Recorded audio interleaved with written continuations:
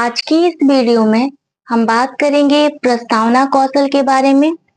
जब भी आप लोग लेसन प्लान बनाते हो तो उसमें किस प्रकार इंट्रोडक्टरी क्वेश्चन निकालते हैं, तो उसके विषय में हम लोग बात करने जा रहे हैं। प्रस्तावना कौशल।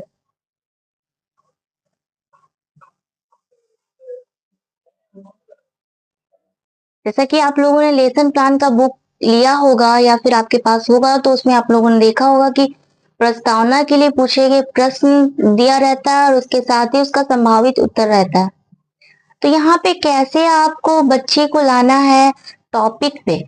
जब भी आप कक्षा में जाते हैं तो आपको शुरुआत टॉपिक से नहीं करनी होती। पहले बच्चों के पूर्व ज्ञान के आधार पे आप उनसे प्रश्न करते हैं, फिर जाके बच्चे उनका उत्तर देते हैं, तो उसी आधार पे फिर से आप उनको टॉपिक पे लाते हैं।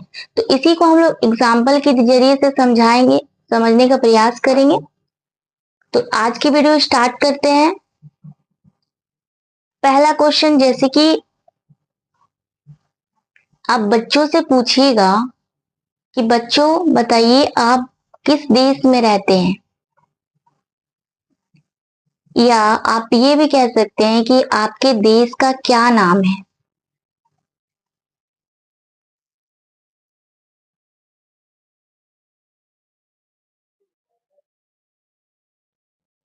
बच्चे उत्तर देंगे भारत।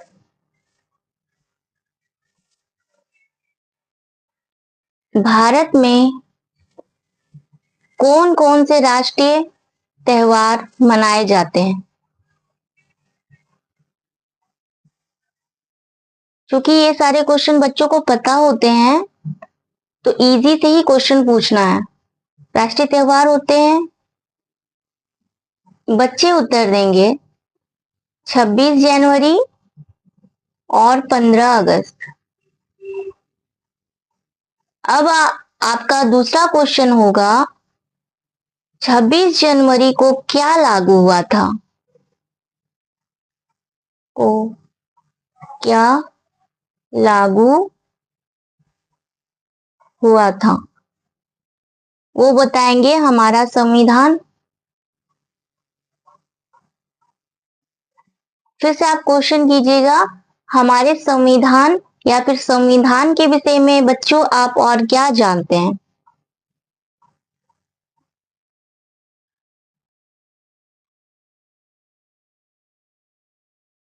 और क्या जानते हैं।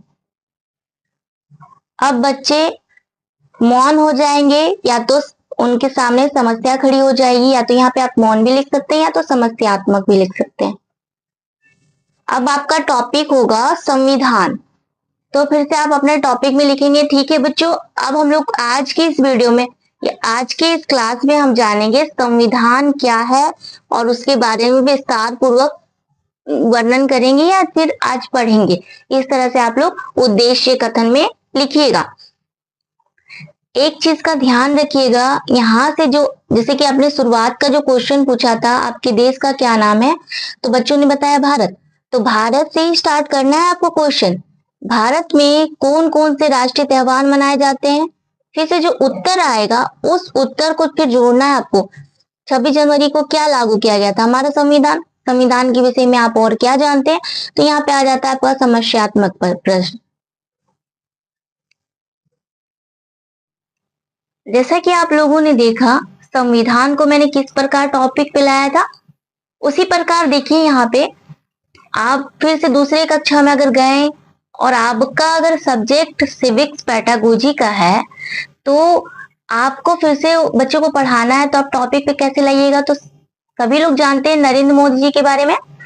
तो नरेंद्र मोदी जी कौन है, तो वो लोग बताएंगे बच्चे प्रधानमंत्री हमारे देश के। प्रधानमंत्री की नियुक्ति कौन करता है, राष्ट्रपति। राष्ट्रपति के विषय में आप और क्या जानते हैं, इस पे बच्चे मौन हो जाएंगे और यहाँ से आपका टॉपिक हो जाएगा राष्ट्रपति। तो आप लिखिएगा बोर्ड पे, आज हम लोग राष्ट्रपति के विषय में विस्तार पूर्वक अध्ययन करेंगे। इसी के साथ अगर आपको प्रधानमंत्री पढ़ाना है, जैसे कि कक्षा 9 का चैप्टर होता है संस्थाओं के कामकाज, तो उसमें प्रधानमंत्री और मंत्री परिषद भी पढ़ाना होता है और आपको राष्ट्रपति भी पढ़ाना होता है।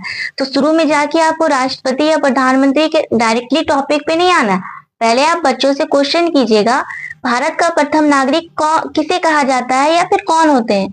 तो बच्चे बोलेंगे राष्ट्रपति, क्योंकि इससे पहले भी बच्चों ने पढ़ा होगा, या अगर राष्ट्रपति इससे पहले आप लोगों ने पढ़ा दिया है तो फिर प्रधानमंत्री पढ़ाइएगा तो ये क्वेश्चन उनसे पूछिएगा तो उन्हें उनके पूर्व ज्ञान के आधार पर उन्हें पता होता है। तो भारत का प्रथम नागरिक किसे कहा जाता है? तो राष्ट्रपति को। राष्ट्रपति किसकी नियुक्ति करता है? तो वो लोग बताएंगे प्रधानमंत्री की। तो आप फिर से आप पूछिएगा प्रधानमंत्री के विषय में आप और क्या जानते हैं?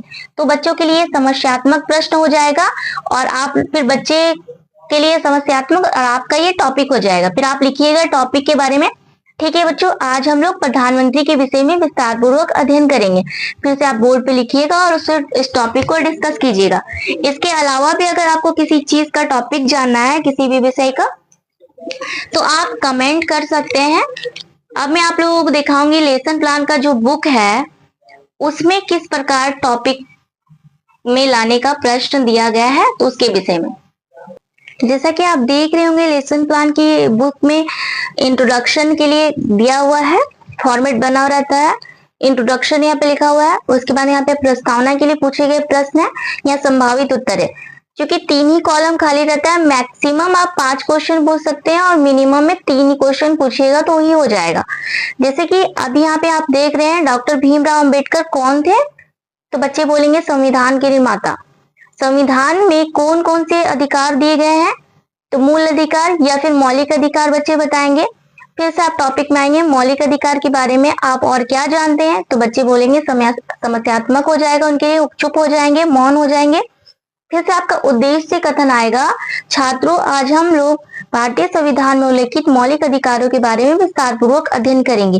ये आपको लिखना होता है आपके जो लेसन प्लान का बुक होता है उस पे, और आप लोग फिर टॉपिक पे आएंगे और वहां पे लिखिएगा मौलिक अधिकार और पढ़ाना स्टार्ट कीजिएगा। ये तो आपका सिविक्स का टॉपिक है, राजनीतिक शास्त्र का। इसके अलावा भी आप लोग के पेडागोजी में किसी और सब्जेक्ट में आप लोग कोई दिक्कत आ रही है, प्रस्तावना कौशल में किस तरह से क्वेश्चन को निकालना है, तो आप लोग कमेंट कर सकते हैं, मैं उसका भी वीडियो बना के डाल सकती हूँ। एक और चीज बताऊंगी कि आपको जब भी यहाँ पे क्वेश्चन पूछिएगा उसके बाद जो बच्चे उत्तर देंगे उसी उत्तर से आपका दूसरा क्वेश्चन बनना चाहिए, तभी जाके आपका फॉर्मेट सही होगा। उम्मीद करती हूँ आपको आज का वीडियो पसंद आया। अगर आपको पूरा लेसन प्लान का फॉर्मेट चाहिए होगा तो भी आप कमेंट कर सकते हैं। आज के लिए बस इतना ही, धन्यवाद।